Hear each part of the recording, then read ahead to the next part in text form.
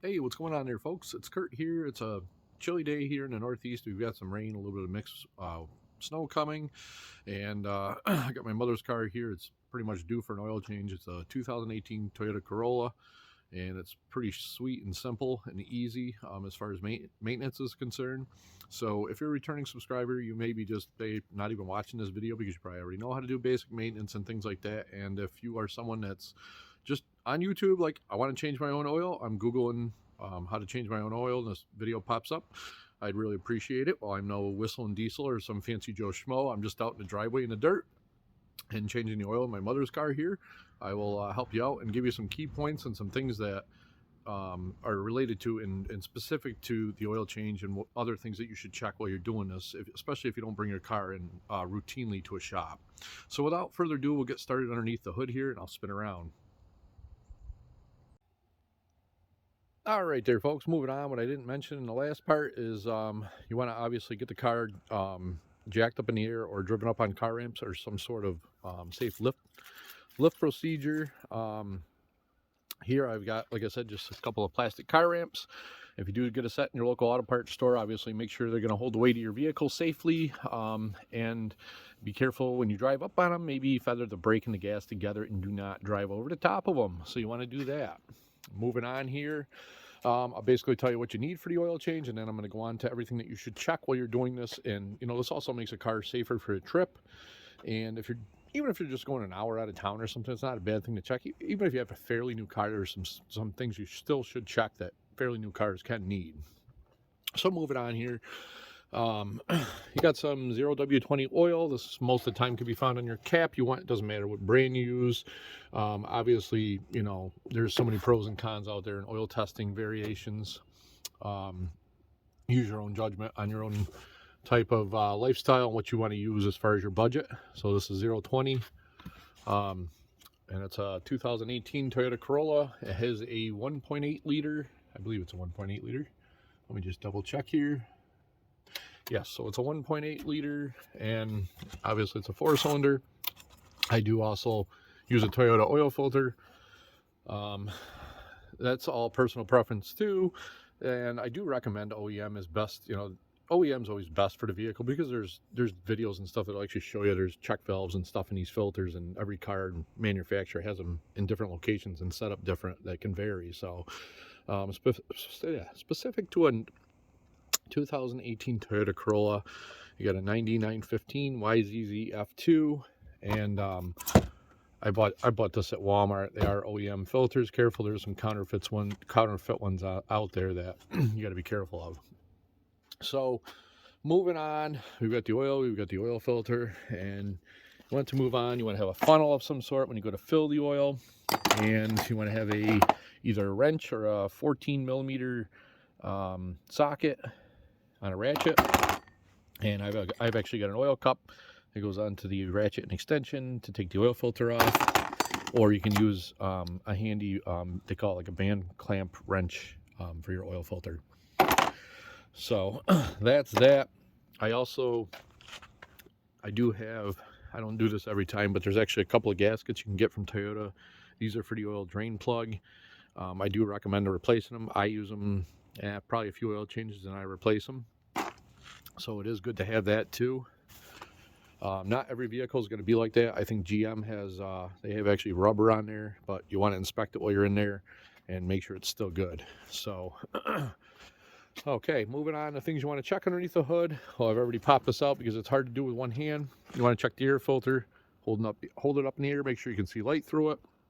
Pretty simple. It can help you with fuel efficiency and the vehicles and how its performance is and how it's going to run.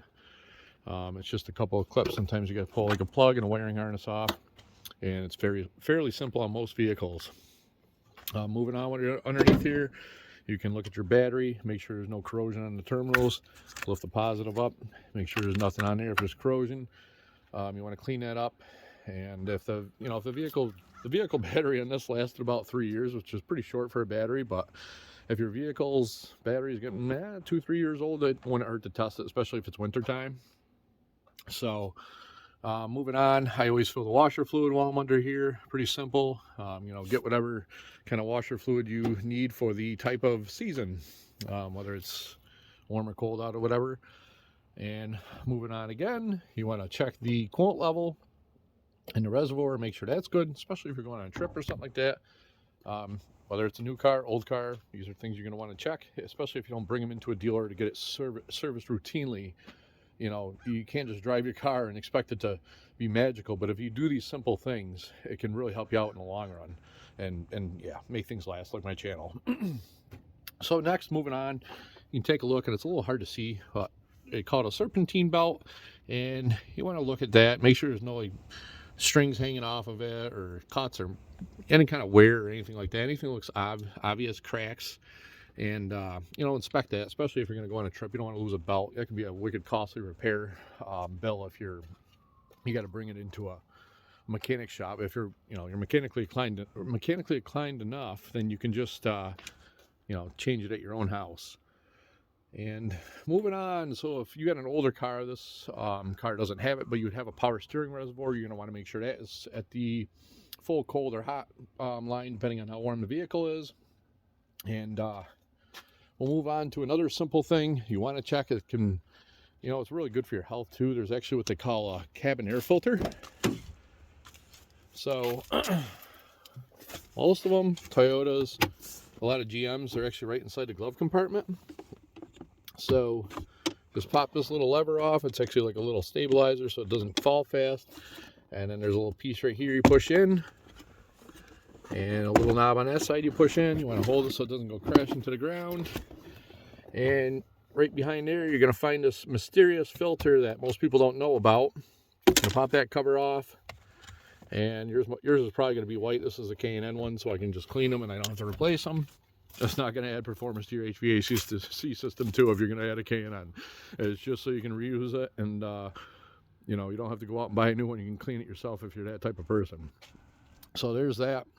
And moving on, yours could be filled with, I've seen anything from leaves, debris, mouse nest. It's, you know, it's real nasty because you're sitting in this car, you got the AC on, you got the heat on, and you got this mouse turning and a nest on there and all this moldy stuff. So that's like a real important thing you definitely want to check, you know. And whoever you are, a lot of people aren't aware of this, and they were in a lot of vehicles basically since 2010.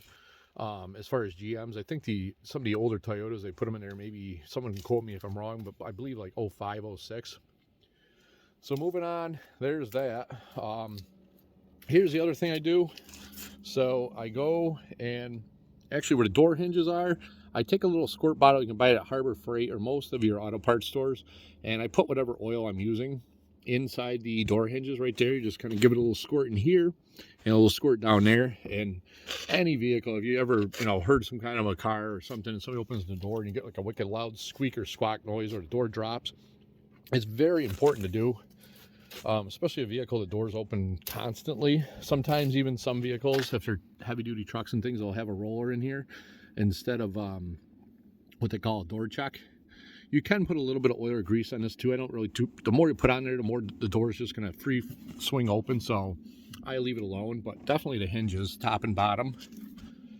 Moving on, another thing I do here is I actually put a little bit of a dab of oil inside the they call it a door hinge or door latch, I'm sorry. And that's also, you know, great when you open a door. They open a lot easier, they close nice and easy, and it just keeps things working. And they, you know, obviously they're going to last a lot longer if they're lubed and they're not rusted. So that's pretty much all I have to say for underneath here. You can take a look at your wiper blades, and excuse me, you know, you may know how your wiper blades are working just by driving in the rain, but you want to make sure there's no rubber or strings hanging off them or anything like that, that they're torn. And next, most importantly on any car, and you want to do this periodically anyway, especially if you don't bring your car in for service besides inspection and things like that, you want to look at your tires. It's like one of the most important things you can do. And also, you know, a lot of cars have tire pressure monitoring systems, and they're checking, the computer checks the tire pressure, and you don't have to, but it's a real good thing to check the tire pressure and make sure your tread's good. There is, if your tire's down to what they call these wear bars, so if you can see these 1, 2, 3 bars across, basically it tells you your tire's junk and it shouldn't be driven any further. It's pretty much dangerous even at that point. So if you can get them like a 1/10 of an inch before that wear bar, you definitely want to do that. I'll zoom in there so you can see it. You can see it kind of looks like a little, almost like a mountain right there, and right there. So that's that. Moving on, I'm going to hop underneath this and we'll get to that part. All right, so now we're underneath the car and we're moving on here. First thing I want to tell anybody, especially if you're just starting off new and trying to change your own oil, there is a transmission pan and an oil pan underneath here. And on a Toyota and other specific foreign vehicles, they're both the same color, and they're sometimes a little bit difficult, to decipher which one is which. So just make sure you're on the side where the engine is on the top and go down to the bottom, and that is where you're, make sure you don't drain the transmission out instead of the oil, because I've seen that done numerous times. So, well, I'm going to do this, and I've got the camera kind of set up. It's a little bit of a rough driveway here. So on this car, it's actually on the passenger side where the engine is, and, you're just going to crack it free and go ahead and let her drain.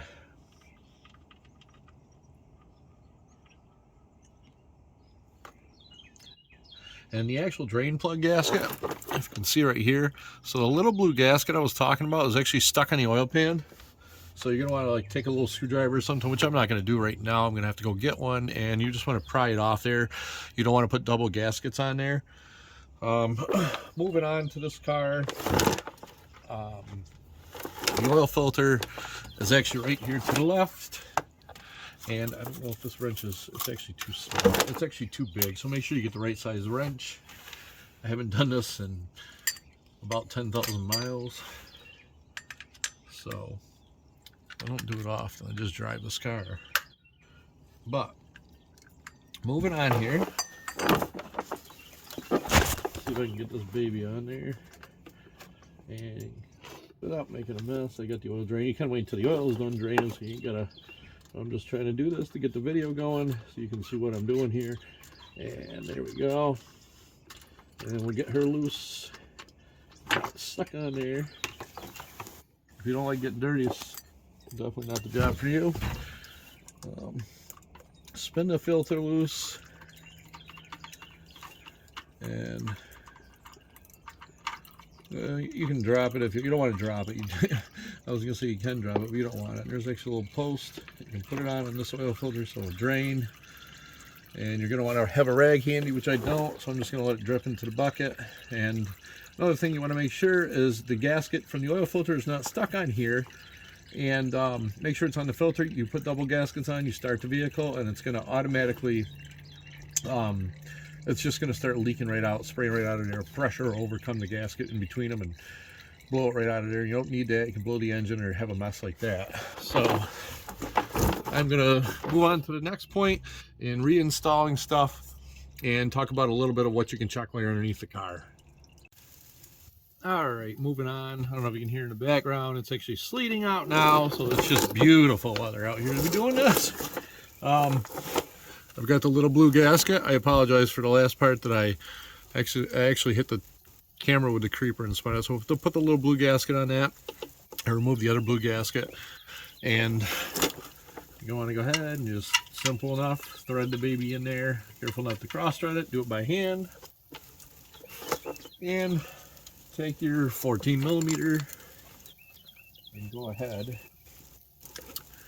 if I can find mine. There they are. And I believe it's probably like 15, 18 foot-pounds, something like that, but just give it just a little snug. You don't have to go crazy. Go too crazy and you can strip it. So do that, and then I usually wipe it off. I also, sure I got the camera there so you can see it. I can hit it again. I go and I wipe off where the oil filter is going to be on and make sure that surface is clean. And then I take the oil filter, and again, if you get a Toyota, you're going to have this plastic stuff on there, so you're going to want to tear that off. You definitely don't want to try to put it on with it. If you're doing that, you probably shouldn't even be trying to change your own oil. So, let's slide over here You don't have to put any oil on this because if it's a Toyota filter, it comes pre-lubed with some kind of a jelly or lubricant. And you just want to tighten it, and just good and snug, basically until you can't tighten it. Don't ever tighten it with a wrench. You only want to tighten as tight as you can get by hand. So that's that. And double checking, you can make sure that you you have the obviously make sure drain plug and the filter are tight. And looking around underneath the car, well, I don't have this on the lift. I'm going to say there's better videos out there to inspect the suspension and stuff like that. But again, look at your tires and such. And yeah, so we'll move on. We'll get to the top. All right, moving on here. I'm going to make this pretty quick because as you can see, everything's all wet. You don't have to take your engine cover off. I just took it off to make sure there was no mice, debris, or anything underneath this car because sometimes it does sit for some certain amounts of time. Obviously, you're going to want to fill your oil up. And I already got the... Great, that sounds for some fun, dropping that down there. Don't drop your cap off your oil because then you're going to go a little fun finding it. So obviously it's self-explanatory. Just pour your oil in, make sure you know the amount, look it up online, look in the owner's manual of the car. This specific car, being a Toyota, takes about 4.5. So go ahead and pour your oil in there, get in a sufficient funnel that's going to work out for you. And this one's playing tricks on me right now because I've got the phone in my hand or camera in my hand and I'm trying to stop it from moving. It's not the funnest thing to do.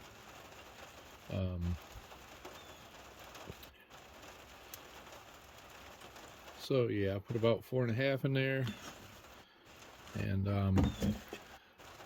if you have an 18 Corolla, it's about 4.5. And you're going to want to obviously check it after. If you get 4 in there, it's safe to start it.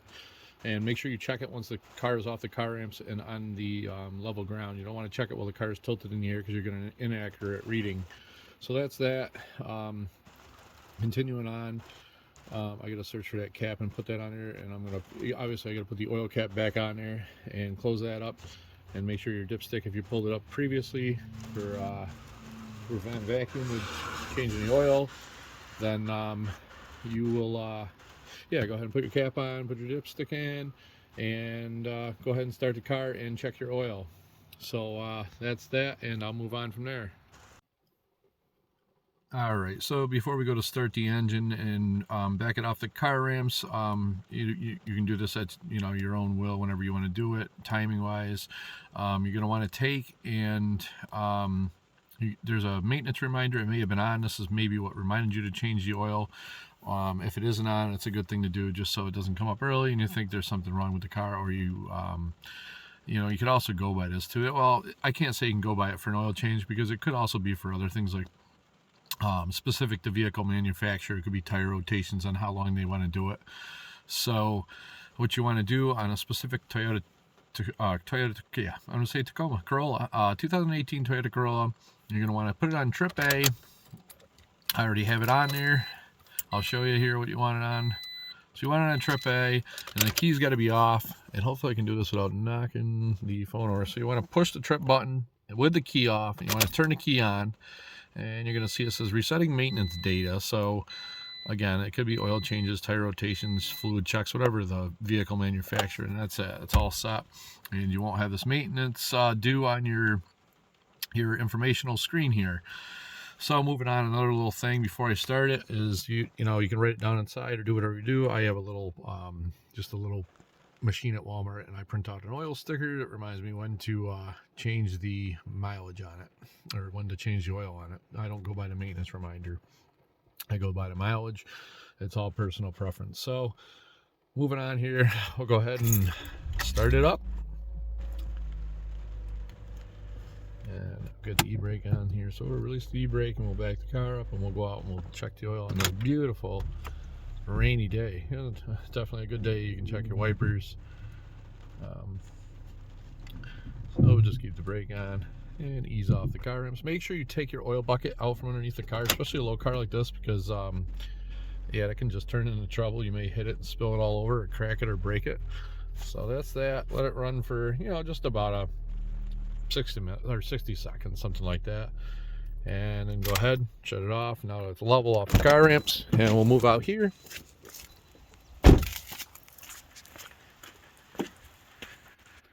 You're gonna want to pull that baby out. And while I can't really do two, I only got one hand here. You're gonna wipe it off, and we're gonna stick her back in there, and we're gonna pull her out. And believe it or not, I actually have to add, where is it here? I gotta add a little bit more. It's actually low, if you can see it.